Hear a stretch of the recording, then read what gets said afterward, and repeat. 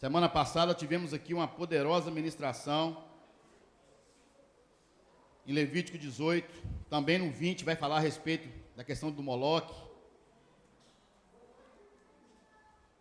consagração de crianças, mas hoje nós vamos estar findando o nosso estudo em Levítico no capítulo de número 26.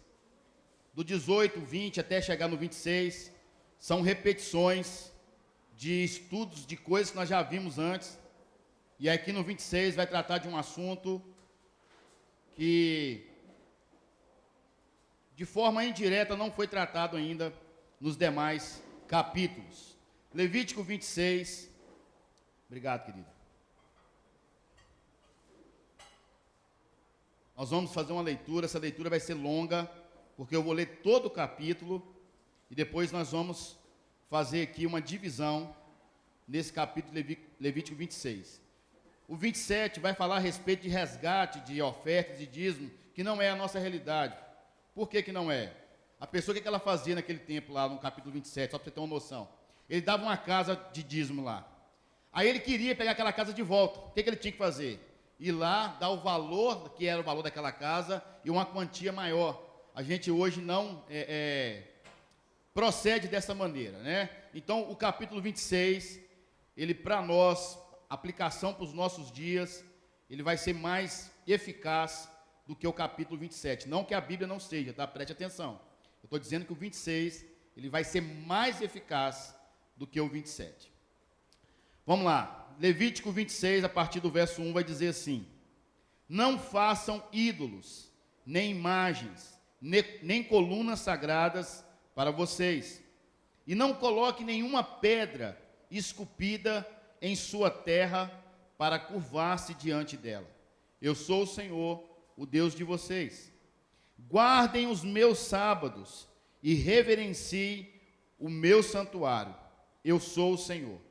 Você vai ver que esses dois versículos também, a gente já falou a respeito deles, já tratamos esses assuntos aqui, mas agora no verso número 3, o Senhor começa então a fazer algumas declarações aqui, sobretudo, de forma bem enfática. Eu quero que você acompanhe comigo.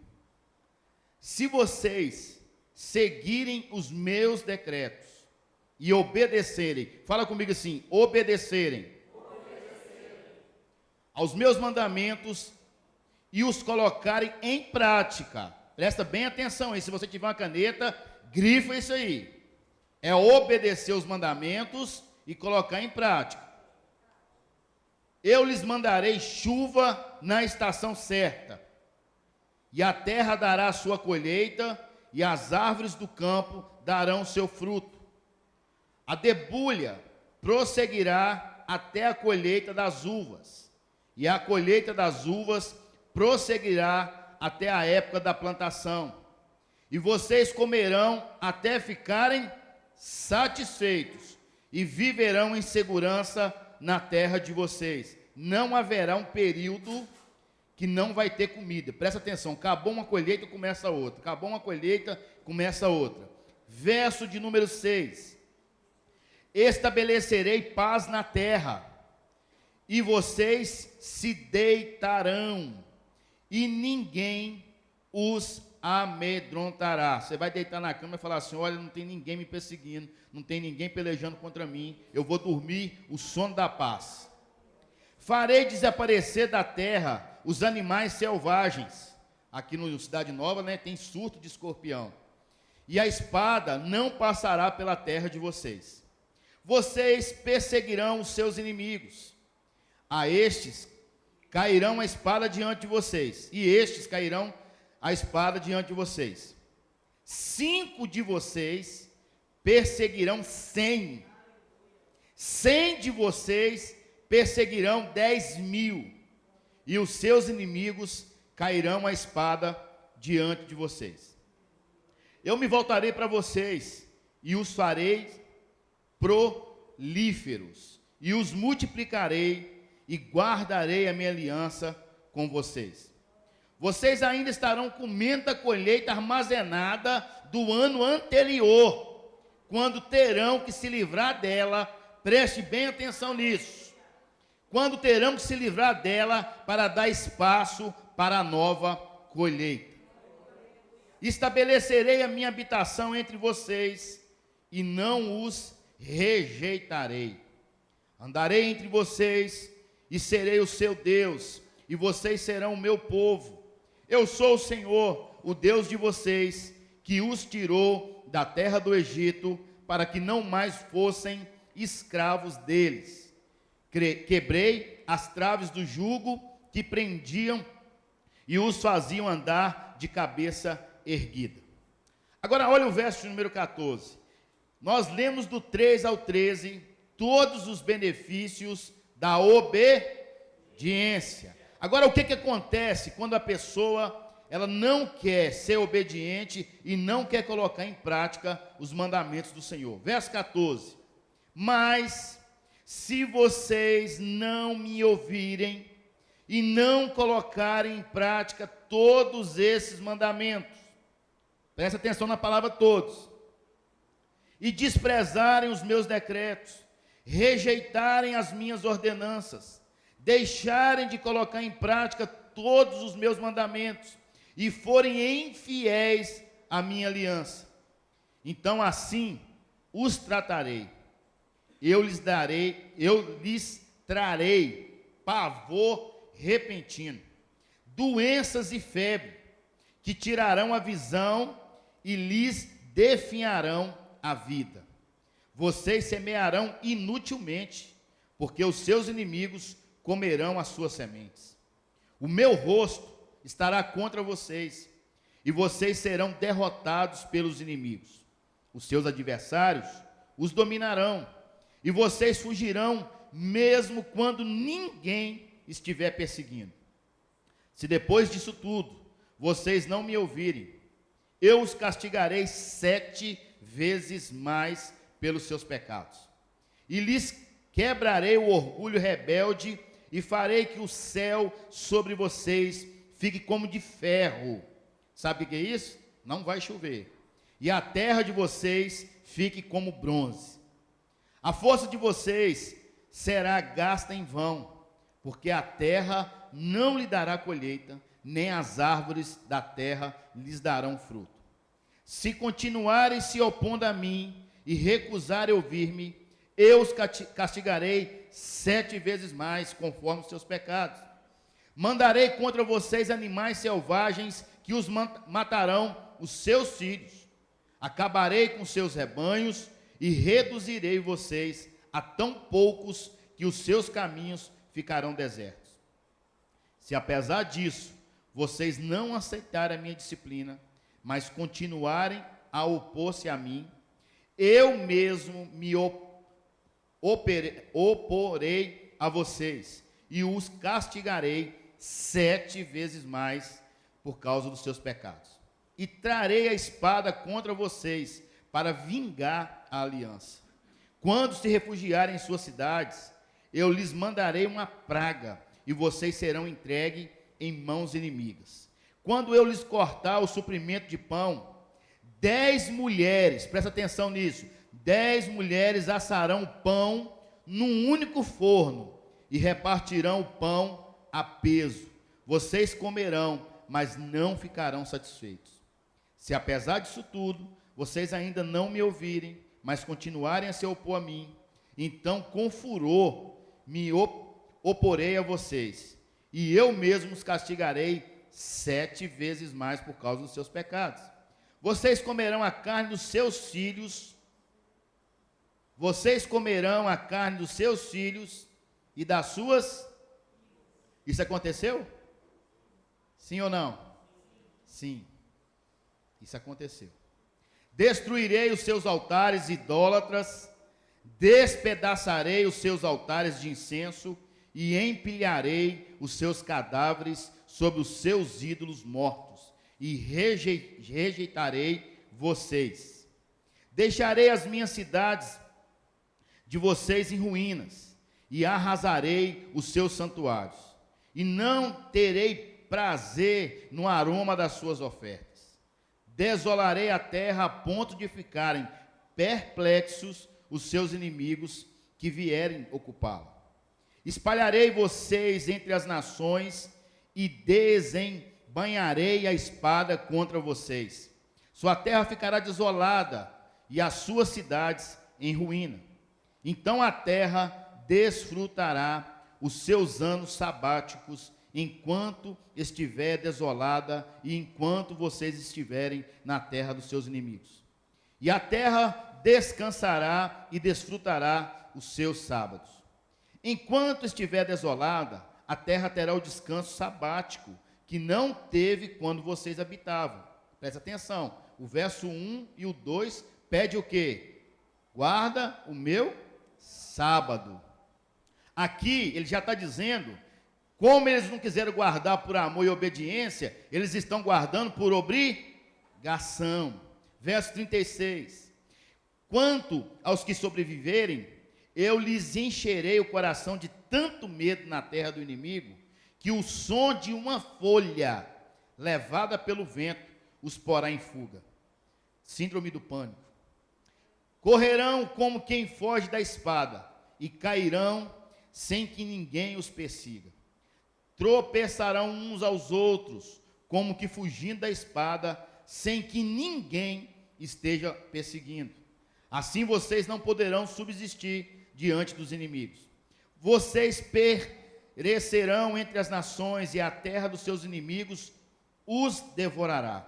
Os que sobreviverem apodrecerão na terra do inimigo por causa dos seus pecados, e também por causa dos pecados dos seus antepassados. Verso 40, meu Deus é um Deus de misericórdia, um Deus de graça. Mas se confessarem os seus pecados e os pecados dos seus antepassados, sua infidelidade e oposição a mim, que me levaram a opor-me a eles e a enviá-los para a terra dos seus inimigos, e se o seu coração obstinado se humilhar e eles aceitarem o castigo do seu pecado, eu me lembrarei da minha aliança com Jacó e da minha aliança com Isaque e da minha aliança com Abraão, e também me lembrarei da terra, que por eles será abandonada e desfrutará os seus sábados enquanto permanecer desolada. Receberão o castigo pelos seus pecados, porque desprezaram as minhas ordenanças e rejeitaram os meus decretos. Apesar disso, quando estiverem na terra do inimigo, não o desprezarei, nem os rejeitarei, para destruí-los totalmente, quebrando a minha aliança com eles, pois eu sou o Senhor, o Deus deles. Mas por amor deles, eu me lembrarei da aliança com os seus antepassados, que tirei da terra do Egito, à vista das nações, para ser o Deus deles. Eu sou o Senhor. São esses os decretos, as ordenanças e as leis que o Senhor estabeleceu no Sinai entre ele próprio e os israelitas por intermédio de Moisés. Senhor Deus, a porção da Bíblia que nós lemos agora é uma porção extensa, mas está muito clara, está muito entendível, e eu quero pedir que o Teu Espírito Santo, Senhor, ministra ao coração da Tua igreja, assim como ministrou ao meu coração durante o dia de hoje. Oh Deus, desde a parte da manhã até o finzinho da tarde, o Senhor foi falando, a gente foi registrando ali, e eu quero pedir ao Senhor, Deus, que fale com a Tua igreja, em nome do Senhor Jesus. Amém. Glória a Deus. Se você pegar a sua Bíblia aí no verso 26, ele vai ser dividido em 4 partes. Do verso 1 até o verso 2, o Senhor, ele está novamente pedindo para que o povo não faça escultura, para que o povo não faça ídolos, colunas, porque ele é o Deus dele. No verso 2, ele vai tratar a respeito do sábado e pede que o povo de Israel reverencie o seu santuário. O que é isso? Tenha reverência no santuário do Senhor, tenha reverência na casa do Senhor. Partindo do 3 até o 13, nós vamos ver só coisa maravilhosa, só bênção. Nós não vamos dar conta de comer o que está na geladeira. Fez uma compra, antes daquela compra findar, já tem outra compra chegando, maravilha pura. E aí, então, no 14, começa o negócio ficar tenso. E se você prestou atenção na leitura, eu fiz uma leitura bem tranquila, a quantidade de maldição e terror é maior do que as bênçãos. Sim ou não? Sim. Sim.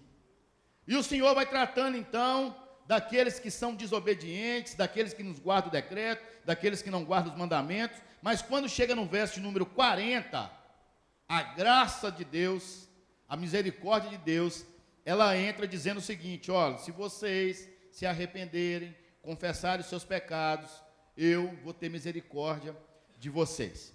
Então, o capítulo 26, ele é como se fosse o término mesmo de Levítico. Aqui não fala de todas as leis, porque está nos capítulos anteriores, e nós estudamos aqui, mas o último verso vai declarar assim, ó: são esses os decretos, as ordenanças, as leis que o Senhor estabeleceu no Monte Sinai, entre ele próprio e os israelitas, por intermédio de Moisés. Então, esse versículo aí, o último, ele está tratando de todo o livro de Levítico. Agora, o interessante aqui, irmãos, é que tem crente nos dias de hoje que pensa um pensamento lá do segundo século, de um camarada chamado Marcião. Quem está estudando aí a Reforma Protestante vai ver que no início da igreja, no início lá dos primeiros séculos pós-Cristo, teve um camarada chamado Marcião, e esse cara tinha o seguinte pensamento: o Deus do Velho Testamento é um, e o Deus do Novo Testamento é outro. O Deus do Velho Testamento é um Deus vingativo e mau, e imperfeito. Já o Deus do Novo Testamento, ele é um Deus amoroso, ele é um Deus da graça, da paz. E esse pensamento dele foi combatido. Esse camarada foi até expulso da cidade que ele estava. E o primeiro cano da Bíblia foi até esse abençoado aí que fez, mas não foi aprovado. E tem crente pensando assim: nós estamos vivendo hoje no tempo da graça, no tempo da misericórdia, e eu posso fazer o que eu quero, brincar, pecar, não cumprir os mandamentos, os decretos, que no final da história, esse Deus de misericórdia, ele vai vir e vai me dar uma colher de chá. Eu vou mostrar para vocês, na palavra, que o Deus do Antigo Testamento é o mesmo Deus do Novo, e que no Antigo Testamento tinha realmente morte, tinha realmente vingança, mas tinha também escape, tinha também misericórdia. E vou te mostrar que o Deus do Novo Testamento, que é o mesmo Deus, que ele é um único Deus, único, também no tempo da graça, houve vingança e houve mão pesada do Senhor. Nós temos que entender que está sendo vendido aí fora uma teologia barata, sem compromisso, nem com a palavra e nem com o próprio Deus da palavra.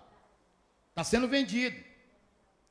O camarada põe um banquinho, senta nele, coloca uma musiquinha para mexer com o seu emocional, bem vestido, luzinha, a fala dele é uma fala tranquila, e o sermão dele é só massagear o seu ego.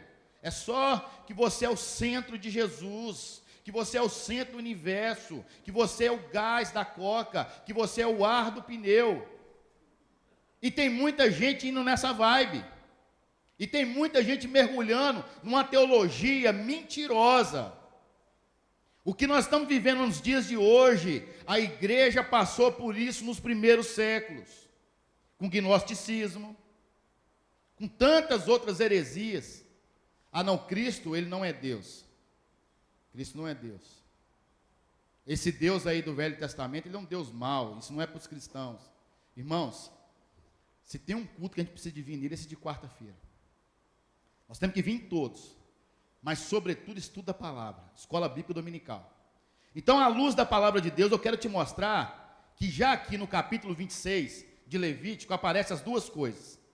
Aparece a bênção, aparece a maldição, aparece o castigo, mas no final também aparece o quê? A misericórdia e a graça. O mesmo Deus que fala que vai matar, o mesmo Deus que fala que vai trazer enfermidade, o mesmo Deus que fala que vai entregar Israel na mão dos inimigos, e ele entregou mesmo. Se a gente for continuar lendo, e a gente vai continuar em nome de Jesus às quartas-feiras, nós vamos ver que Deus permitiu que Israel fosse levado cativo por outras nações, para quê?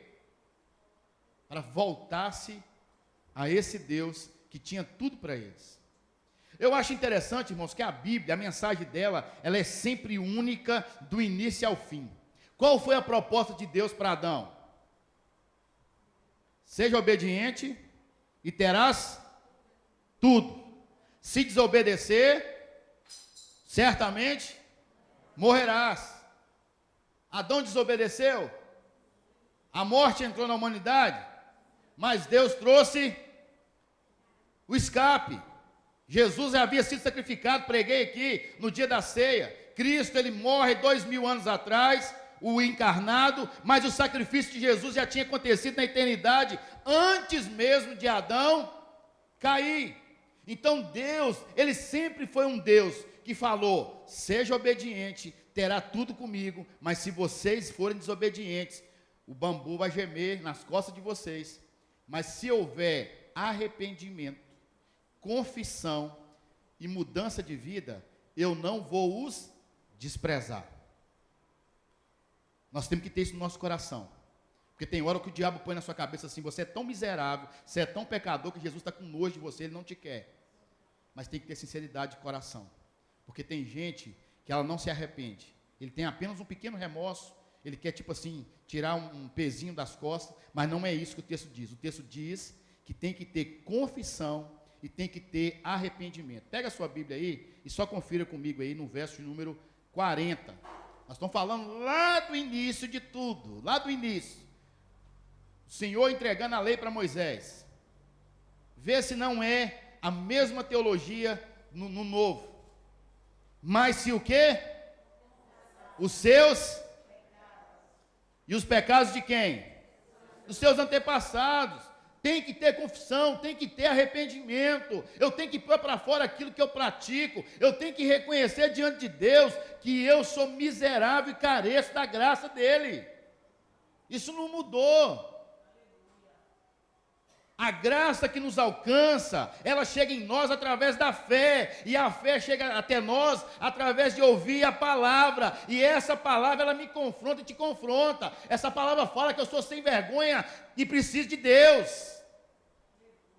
Isso não mudou. Não existe um Deus do Velho Testamento mau, cruel, e um Deus do Novo bonzinho, não. O Deus continua o mesmo, a palavra continua a mesma, e a fonte de salvação continua a mesma.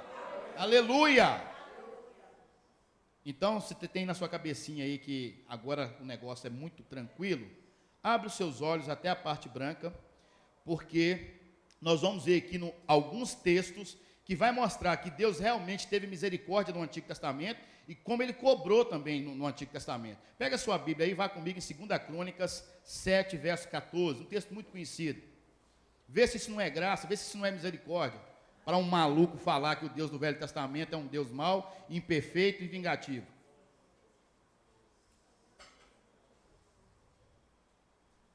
Segunda Crônica 7, verso 14. Aliás, se você puder ler o 13 para mim, que vai falar sobre céus cerrados. Vai falar justamente Deus revertendo aquilo que ele proclamou lá em Levítico 26. Se alguém ler para mim o 13, o 14 está na mão aqui.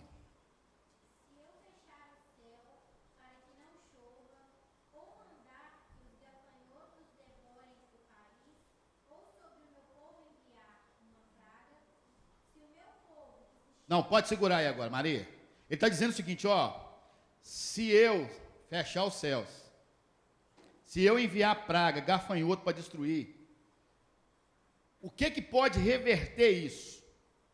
Agora sim, vamos ler o 7,14. Se o meu povo, que se chama pelo meu nome, o que ele tem que fazer? Se humilhar, coisa que ninguém quer fazer hoje. E o que mais? E orar. E buscar a minha face, e se afastar dos seus maus caminhos. Em outra versão vai dizer o seguinte: e se arrepender dos seus maus caminhos. O que o Senhor faz? dos céus eu ouvirei, perdoarei os seus pecados e curarei a vossa terra. Isso aqui não é misericórdia, não? Isso aqui não é graça, não? Isso aqui não é amor, não? Vamos pegar um outro texto aí, Ezequiel 18.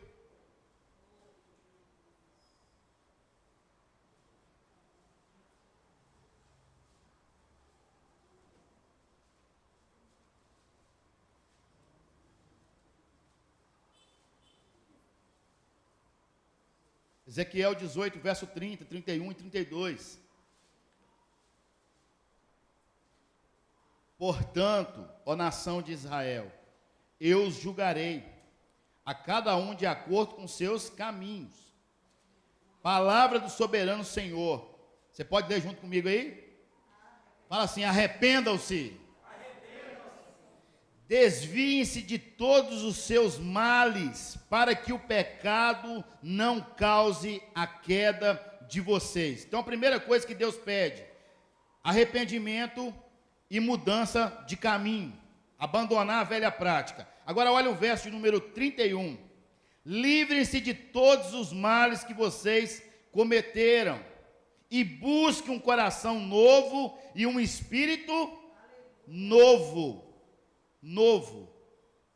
porque deveriam morrer, ó nação de Israel. Verso 32, pois não me agrada a morte de... Mas como é que esse Deus é um Deus mau?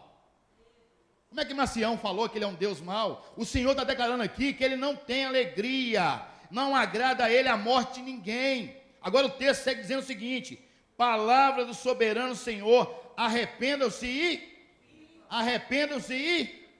A escolha da morte não é de Deus.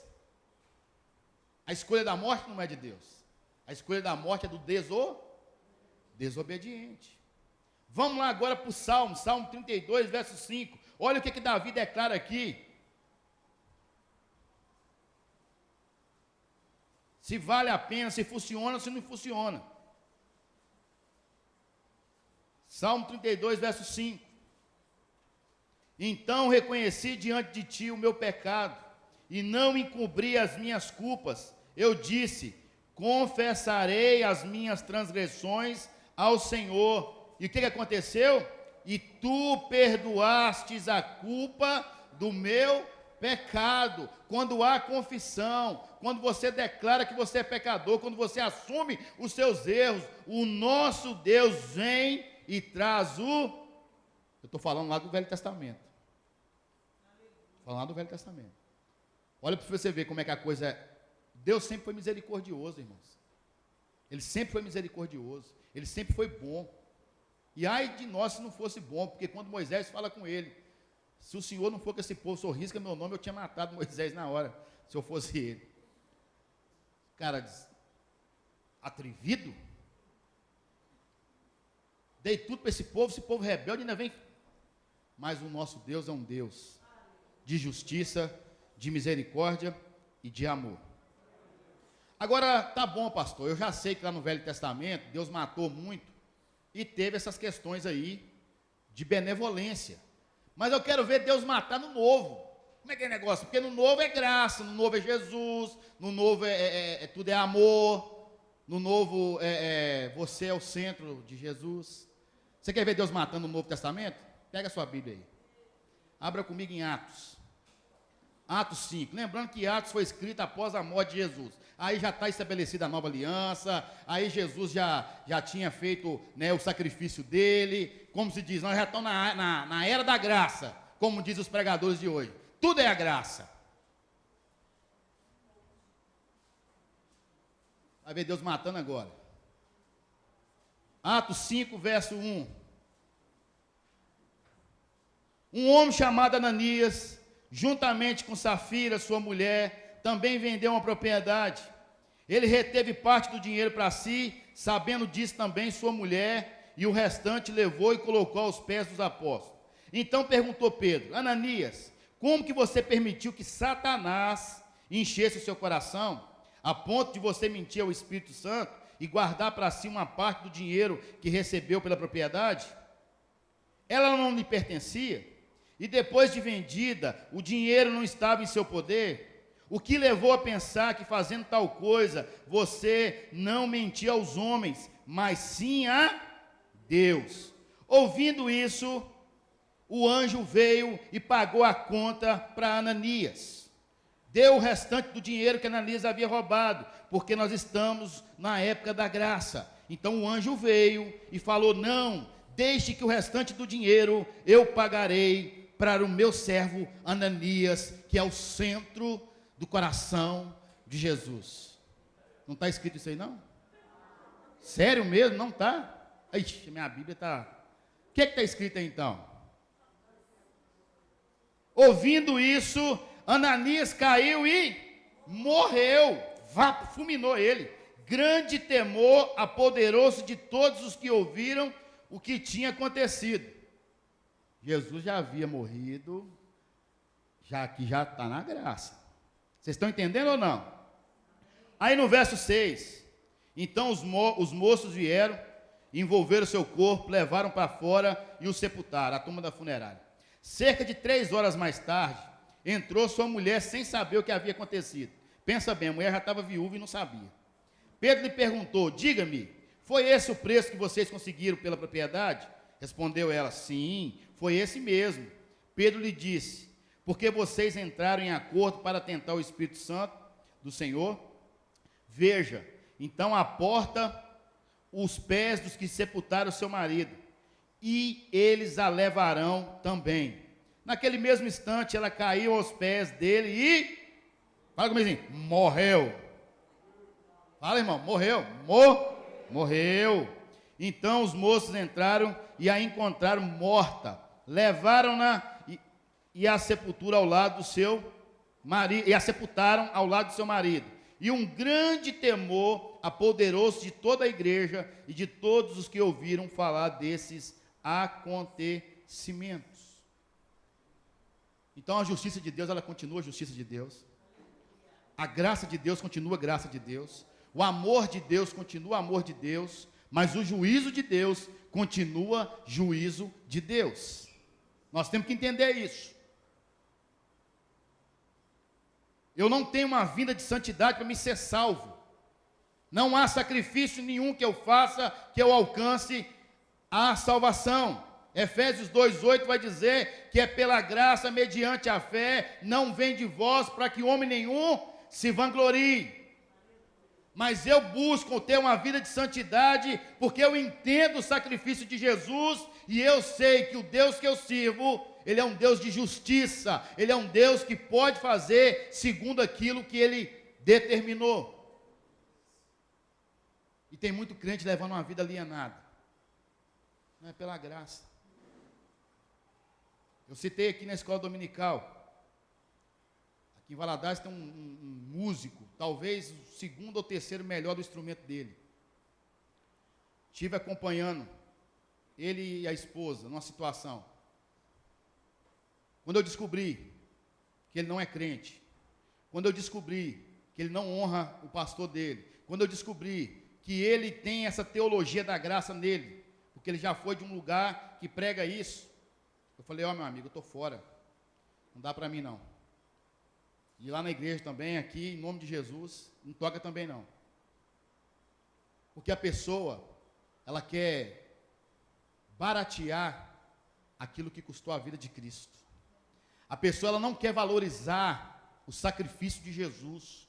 E ela acha que a gente pode levar uma vida desorganizada, uma vida bagunçada, pecaminosa, até aqui em cima, e que no final vai dar certo. Não vai dar. Não vai dar certo. Ananias e Safira, eles eram obreiros, irmãos. Esses dois aqui estavam caminhando com a turma da igreja.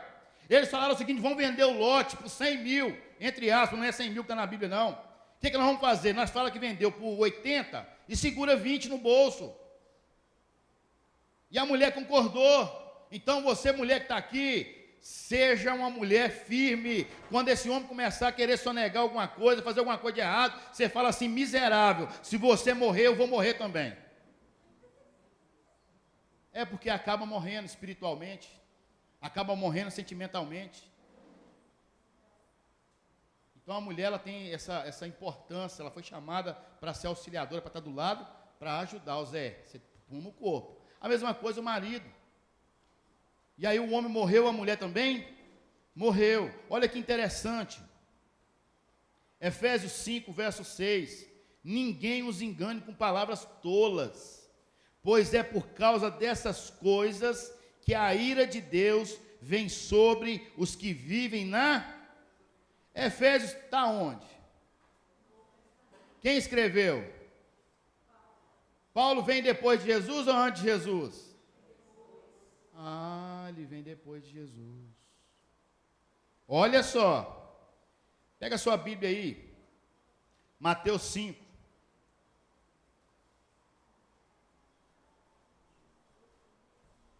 Eu quero que você entenda o seguinte. No Antigo Testamento, só deixa no Mateus 5 aí.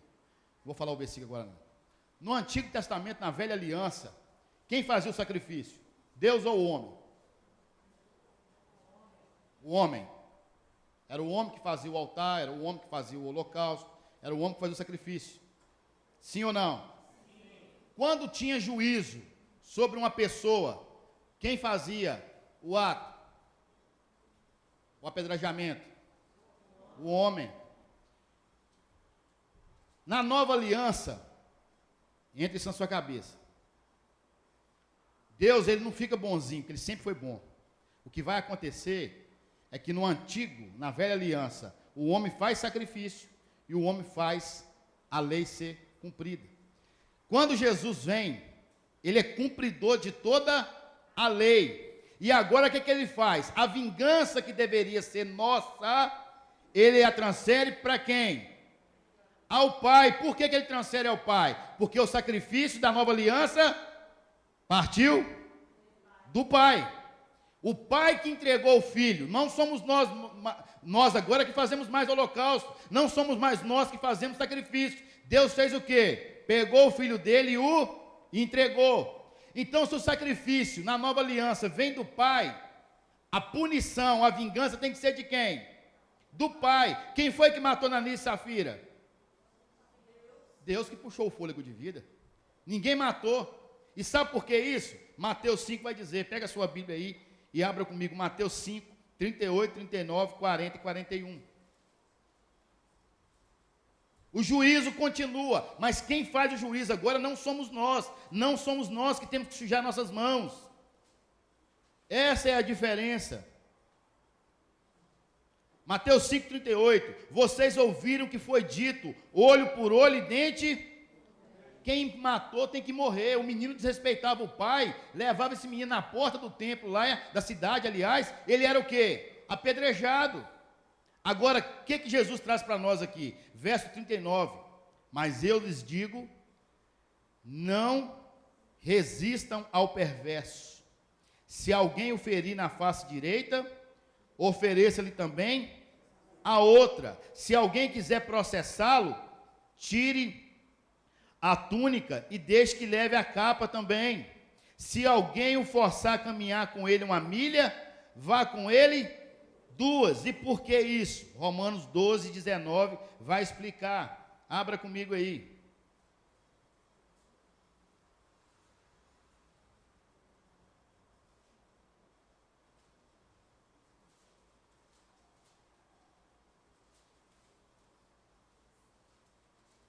O apóstolo Paulo reafirmando as palavras de Jesus. Romanos 12, verso 19. Amados, nunca procure vingar-se, revidar, pagar com a mesma moeda, descontar, mas deixe com Deus o quê? A ira, pois está escrito, eu retribuirei, diz o Senhor. De quem que é a vingança? Minha ou de Deus? Do Senhor. É do Senhor. É por isso que nós temos que pegar e entregar na mão dele. E terrível coisa é um homem estar na mão de Deus, tá? Porque o diabo, ele é mau, mas ele não é justo. E a justiça, a balança fiel, quando ela pesa para um lado, meu amigo, ai, ai, ai, ai, ai, ai, ai, ai, ai. Então nós temos que ter esse entendimento. Porque a gente achar que lá no Velho Testamento Deus era mau e no Novo e agora Ele é bom. Não, Ele sempre foi bom, Ele sempre foi amoroso, mas Ele sempre foi um Deus justo para aqueles que se arrependem, que confessam e muda a sua história. E aí eu quero mostrar para vocês em Hebreus, que Deus, Ele só corrige quem Ele ama. É por isso que lá em Israel o bambu gemia. Ele entregava Israel na mão de outros povos, ele punia Israel, por quê? Porque Deus sempre queria aquele povo em santidade, perto dele, buscando ele e adorando ele. Vamos lá. Hebreus 12, a partir do verso de número 4.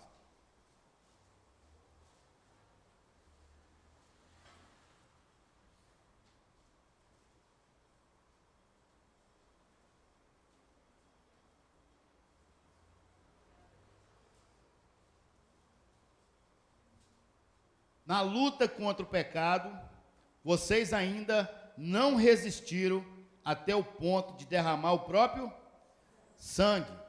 Aqui vai mais uma defesa da fé, porque muitos acham que Cristo só suportou o que Ele suportou porque Ele era Deus.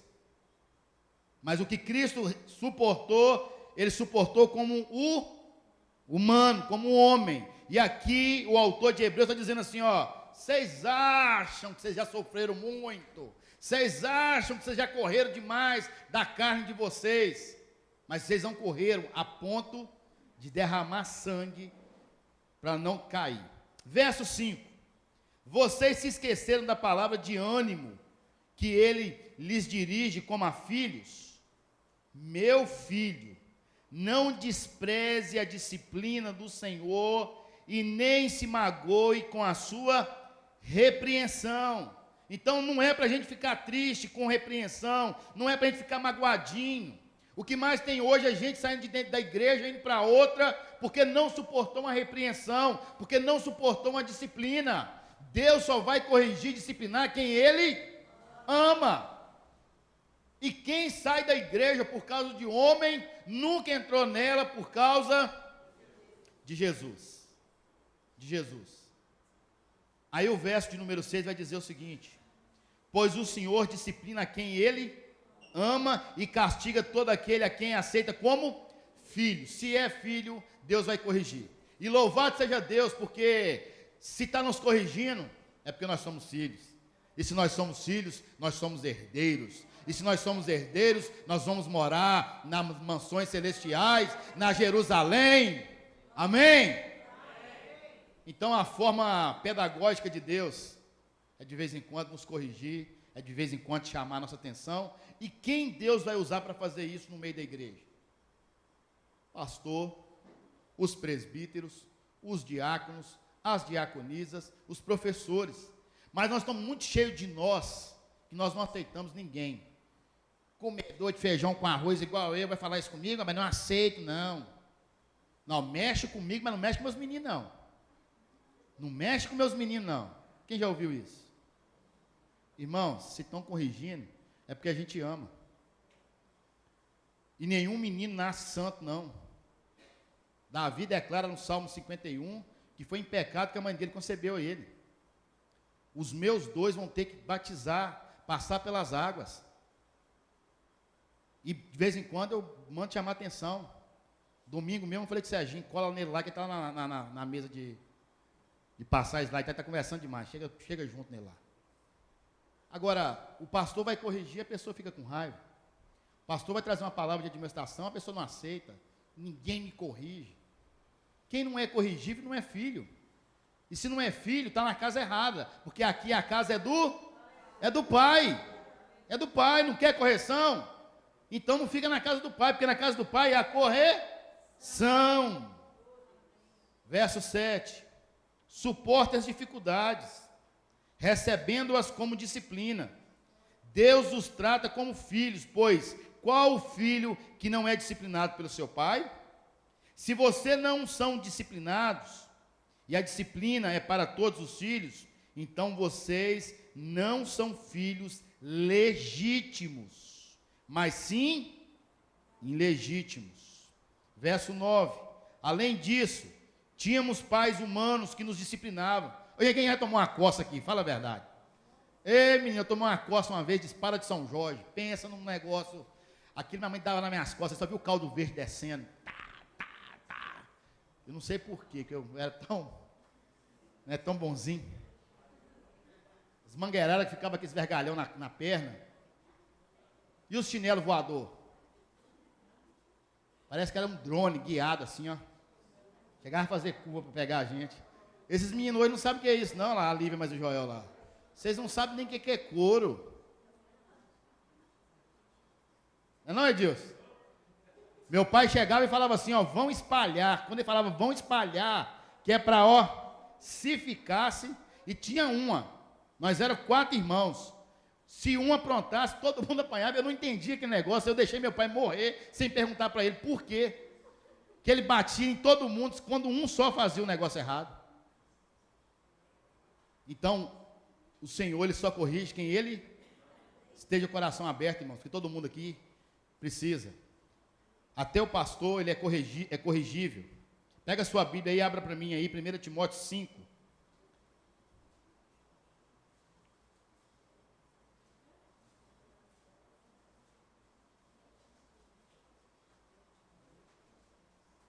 Primeira Timóteo 5, verso 20.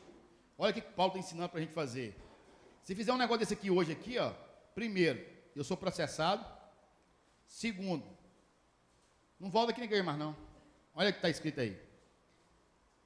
Quanto aos que vivem no pecado, repreenda-os na presença de todos, para que também os demais temam. Imagina eu corrigindo um caboclo aqui na frente da igreja. Primeiro que se eu expor o pecado, ele vai me processar por danos morais. 1 Timóteo 5, 20. Segundo, se ele não me processar, não vou quebrar o galho dele, ele não volta aqui mais. Mas é apóstolo Paulo ensinando para o pastor Timóteo. Vamos lá. 2 Timóteo 2. Aí eu quero dar um conselho para alguns aqui. Em nome de Jesus. Sobretudo na hora da escola dominical. 2 Timóteo 2, 23, 24 e 25.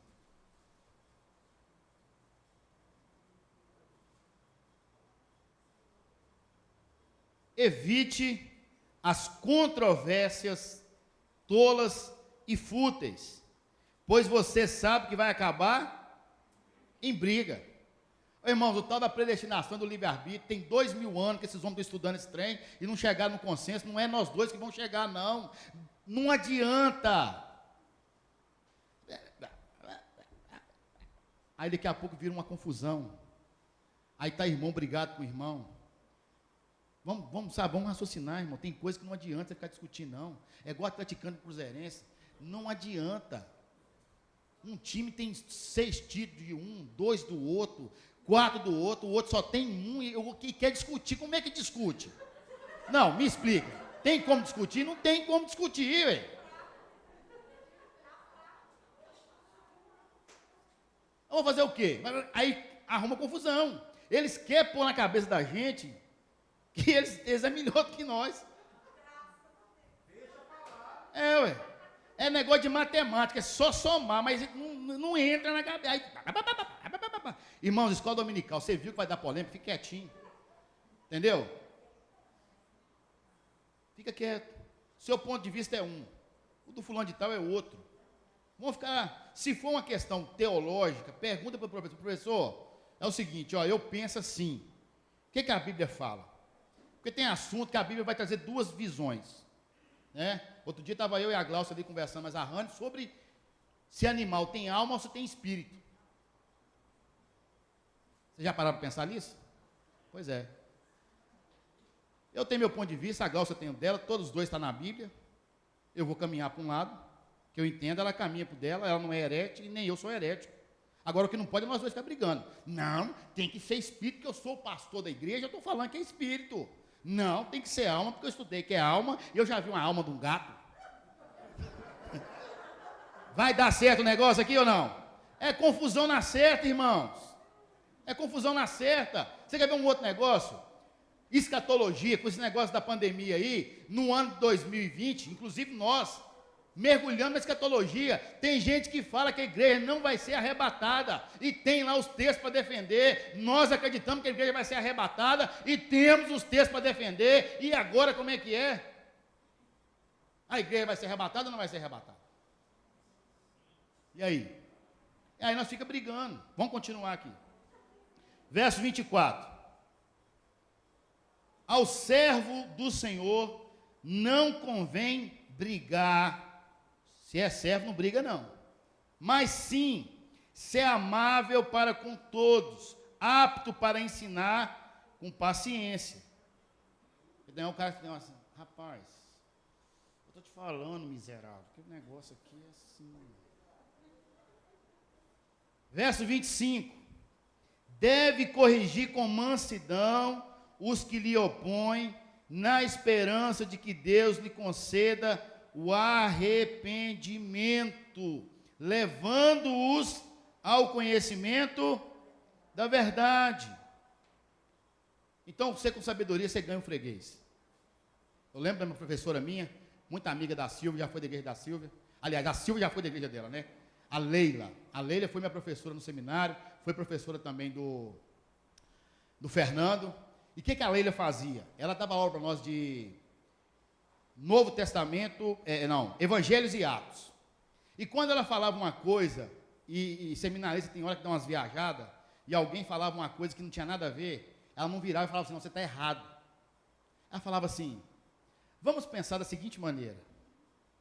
Aí ela vinha com a tese dela e ia trabalhando. O que ela fazia? Ela ganhava o aluno. Porque quando você vira e fala assim, fulano, você está errado, não é desse jeito, o cara já cria uma antipatia, já pega, opa, o sabidão está aí. Né? A sabidona está aí. Então, vai com inteligência, vai com mansidão. Olha, peraí, vamos pensar aqui. Esse ponto de vista seu é interessante, mas o que a Bíblia vai falar aqui, e tal, e tal, e tal, e tal, e tal. Beleza, porque senão vai acontecer problema, aí nós vamos ter que chamar atenção, nós vamos ter que admoestar, nós vamos ter que corrigir, e nem sempre a pessoa está com o coração aberto para receber, mas Deus só corrige quem Ele... Pega a sua Bíblia fazendo favor aí, e vá comigo no Apocalipse, eu já vou terminar.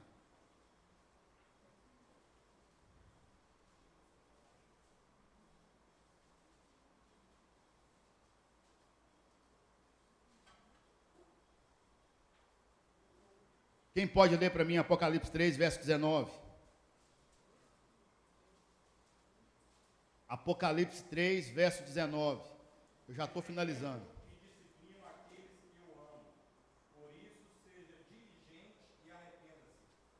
O Senhor, Ele só vai repreender, disciplinar quem Ele ama. Então vamos nos arrepender, vamos ser diligentes, vamos ser pessoas maduras na fé. Aí nós voltamos lá para Levítico 26, que a partir do verso 40 diz, se vocês confessarem os vossos pecados, eu vou ter misericórdia, eu vou me lembrar de vocês, eu vou trazer refrigério.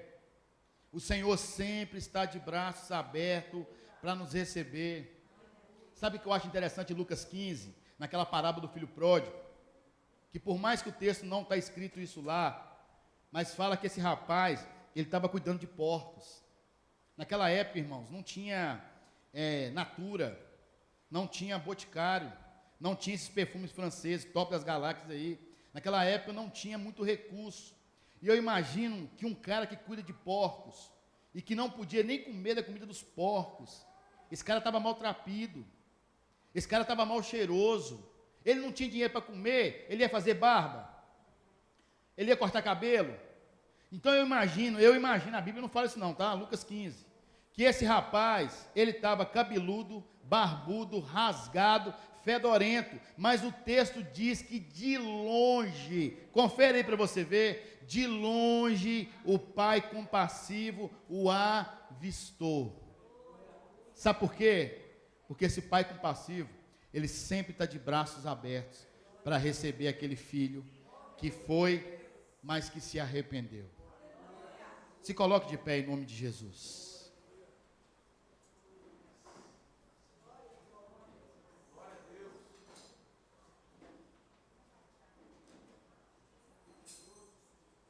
Eu vou finalizar com 26, verso 3. Se vocês seguirem os meus decretos e obedecerem os meus mandamentos e os colocarem em prática, eu lhes mandarei chuva na estação certa, e a terra dará a sua colheita, e as árvores do campo darão o seu fruto. Se você pegar Deuteronômio 28, é a mesma coisa. E lá em Deuteronômio 28 ainda tem mais. Lá não diz que eu vou atrás da bênção. Lá diz que a bênção, ela vem até a minha casa. Lá diz que as bênçãos nos alcançarão, elas estão vindo atrás da gente. Tem gente correndo atrás de bênção, irmãos, é porque está fora do padrão, está fora da Bíblia.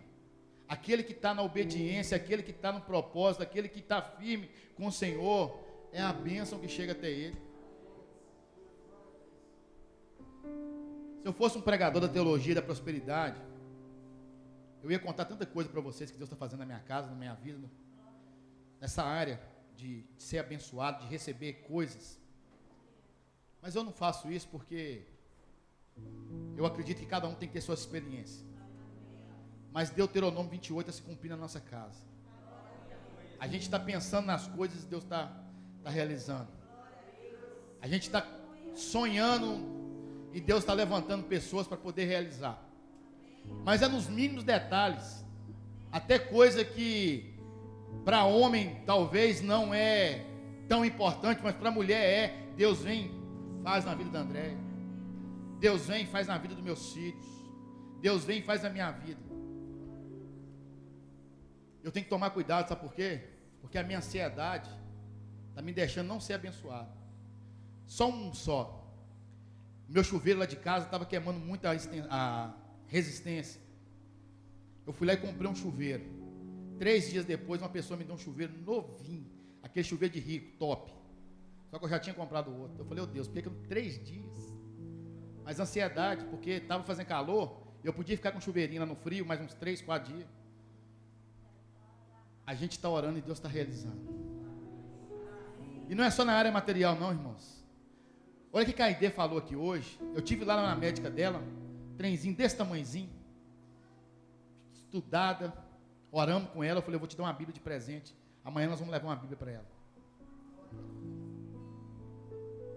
A Aide, ela pegou Covid fazendo quimioterapia. Você sabia disso? A chance da Aide morrer era altíssima. A imunidade dela, ó, lá embaixo. Ela foi fazer o exame para saber se podia fazer quimioterapia. A médica falou, você deu Covid, né, minha filha? Eu não estou sabendo de nada, não. Você deu Covid. Esse é o nosso Deus, irmãos. Cumpra princípio que Deus cumpre propósito. Cumpra princípio que Deus cumpre promessas. Se não está acontecendo, tem alguma coisa errada. Tem algum princípio que está sendo quebrado. Princípio da honra, princípio da autoridade. Aquilo que Deus determinou, Ele não mudou. Salvação é só através de Jesus, irmãos. Esquece sacrifício para ser salvo. Eu estou falando de coisas que quem é salvo precisa praticar. Honrar. Eu falei com vocês sobre Jesus e João Batista. João Batista falou assim, Jesus é o Senhor que tem que me batizar. Ele falou assim, hoje eu serei batizado por você, para que a justiça se cumpra. Que justiça é essa? Quem é que estava pregando até Jesus chegar no cenário? João Batista. Quem era o pastor daqueles dias? João Batista. Então Jesus, ele se submeteu a João Batista, por quê? Porque ele quis honrar aquele homem naquilo que ele foi chamado. Então tem muita gente que está vivendo uma vida miserável, o céu está cerrado, a terra está seca, porque não tem entendido isso. É todos os mandamentos. Eu louvo a Deus que 80% dos irmãos dessa igreja são dizimistas. Eu louvo a Deus. Mas os que não são pessoas que poderiam dizimar e que deveriam dizimar. Esquece dinheiro. Estou falando de dinheiro, não, estou falando de mandamento. Estou falando de princípio. Estou falando de princípio. Aí quer ver marido convertido, quer ver filho convertido. Como é que Deus vai cumprir promessas se o princípio está sendo quebrado? Esquece o dinheiro, irmão, estou falando de princípio. O que chamou a atenção de Jesus não foi a quantidade, foi 2 pequenas moedas. Nunca foi dinheiro, nunca. Sempre foi princípio. Sempre foi honra. Porque quando eu pego aquilo que é de Deus e devolvo para Ele, eu falo: Senhor, o amor que eu tenho pelo Senhor e pela sua casa é maior do que o que eu tenho pelo dinheiro. Agora, quando é o contrário, não, eu não consigo devolver, eu não consigo entregar, porque o que eu amo mais é isso aqui. O jovem rico era top, ele honrava pai e mãe, ele guardava os mandamentos, mas o coração dele não estava em Cristo, o coração dele estava em riquezas. Feche os seus olhos. Oh Espírito Santo de Deus, Tu és um Deus maravilhoso.